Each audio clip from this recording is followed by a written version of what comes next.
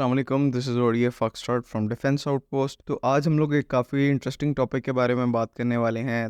तो कुछ social media accounts हैं ट्विटर पे, उन्होंने इस चीज़ को रिपोर्ट किया कि ईरान पाकिस्तान की JF-17 ब्लॉक 3 में इंटरेस्टेड है। अब ये खबर अनवेरीफाइड है, इसीलिए हम इस चीज़ पर डिस्कशन करेंगे कि क्या ये वाकई प्रैक्टिकल और पॉसिबल है कि पाकिस्तान अपना JF-17 ब्लॉक 3 किसी भी मसले के बगैर ईरान को सेल कर सकता है। उसकी पॉलिटिकल कॉम्प्लिकेशंस क्या है, उसकी स्ट्रेटेजिक कॉम्प्लिकेशंस क्या है, इस वीडियो में हम उस चीज़ को डिस्कस करेंगे। तो वीडियो में आगे बढ़ने से पहले अगर आप लोगों ने अभी तक चैनल को सब्सक्राइब नहीं किया तो please make sure to like this video and do subscribe to the channel. तो उन पर्टिकुलर सोर्सेज के मुताबिक ईरान JF-17 ब्लॉक 3 को इसलिए कंसिडर कर सकता है बिकॉज जो उन्होंने रशिया को Su-35 एयरक्राफ्ट का ऑर्डर दिया था 2023 में, वो अभी तक उनको डिलीवर नहीं किए गए। हालांकि ईरान ने उसके बदले में काफ़ी ज़्यादा वेपन्स रशिया को डिलीवर किए हैं जो उन्होंने यूक्रेन रशिया वॉर में यूज़ किए, लेकिन ताहाल 2024 चल रहा है, उनको Su-35 एयरक्राफ्ट की डिलीवरी नहीं हुई। अब ईरानियन एयरफोर्स जो है इस टाइम पर काफ़ी डिफिकल्ट सिचुएशन के अंदर है। इनके पास कोई भी एक तो मॉडर्न एयरक्राफ्ट नहीं है और जो एग्जिस्टिंग एयरक्राफ्ट फ्लीट भी है वो स्पेयर्स की अनअवेलेबिलिटी की वजह से काफ़ी ज़्यादा मुश्किल में है, जिनमें इनके F-14 टॉमकैट्स आते हैं, F-4 फैंटम्स आते हैं और F-5E टाइगर शार्क आते हैं। ऑल्दो ये थर्ड पार्टी सोर्सेज से स्पेयर पार्ट्स को प्रोक्योर कर लेते हैं, लेकिन वो इनफ नहीं होते एयरक्राफ्ट्स को लॉन्ग टर्म के लिए सर्विस में रखने के लिए। तो इन्हें डेस्परेटली एक नया प्लेटफॉर्म चाहिए ताकि ये अपने आप को एरियल थ्रेट से डिफेंड कर सकें, क्योंकि जैसा कि हमने देखा इजराइल और ईरान के दरमियान रिसेंट टाइम में टेंशंस काफ़ी हाई हुई थी और उस टाइम पर ईरान के पास एक प्रॉपर एरियल प्लेटफॉर्म नहीं था अपने आप को डिफेंड करने के लिए। इसी वजह से इन्होंने पहले Su-35 की कोशिश की थी।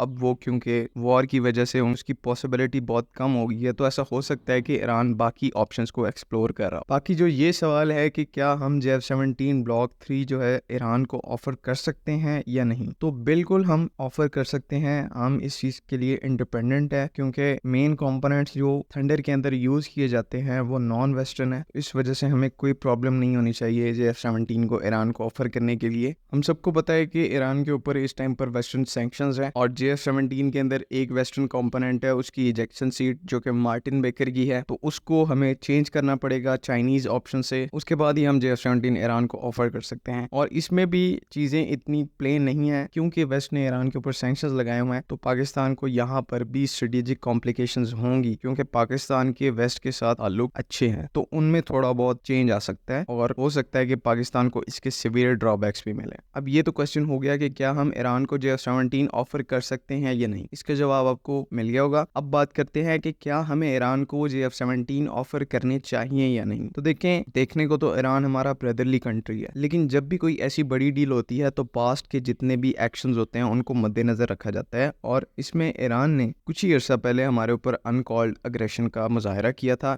जिसके बदले में हमने काउंटर स्ट्राइक करके जो है चीज़ों को बैलेंस आउट किया था। तो इस चीज़ को भी हमें माइंड में रखना है। और एयरक्राफ्ट किसी भी दूसरी कंट्री को सेल करना एक एज अ टूल हो सकता है कि बाद में हम उस कंट्री को एक तरह से कंट्रोल कर सकें। ये वर्डिंग थोड़ी सी हार्श लग रही होगी, लेकिन आजकल के टाइम में ऐसा ही होता है। जब भी कोई कंट्री किसी दूसरी कंट्री को इक्विपमेंट दे रही होती है तो उसमें अगर उसका अपना फायदा होता है तभी उसको इक्विपमेंट दिया जाता है, नहीं तो ऐसे किसी को शौक नहीं है कि अपनी जो लेटेस्ट टेक्नोलॉजी है उठा के उसको पकड़ा दें। तो इसमें ये हो सकता है कि पाकिस्तान ईरान को JF-17 ब्लॉक 3 सेल करे, बाद में यही चीज़ ईरान को एंटी पाकिस्तानी पॉलिसीज अपनाने से पीछे रखेगी। बिकॉज हमने देखा है कि ईरान के इंडिया के साथ ताल्लुकात भी अच्छे हैं। ईरान इंडिया की बातों में आके कभी ना कभी हमारे साथ जो है सख्त पॉलिसी अपना लेता है, तो एक दफ़ा अगर ये एयरक्राफ्ट हम सेल भी कर सकते हैं तो हम उनके ऊपर एक एज अ प्रेशर डाल सकेंगे कि आप पाकिस्तान को लेकर पॉलिसीज नहीं सही रखें, नहीं तो फिर आपको स्पेयर पार्ट्स की सूरत में जो है मसला फेस करना पड़ेगा। और ये ग्लोबल प्रैक्टिस है। अमेरिका ने अगर हमें F-16 सेल किया था तो इसी नज़र से सेल किया था कि बाद में हम पाकिस्तानी पॉलिसीज को अपने हक में कर सकें और इनको एक एज अ कंट्रोल कर सकें। तो इसमें भी हमें एडवांटेज है कि हम अगर ईरान को एयरक्राफ्ट देते भी हैं तो कल को हम उनकी पॉलिसीज को अपने हक में कर सकते हैं। ओवरऑल एंड पे अगर आप हमारे पर्सनल ओपिनियन की बात करें तो हमें ऐसा नहीं लगता कि चीज़ें इस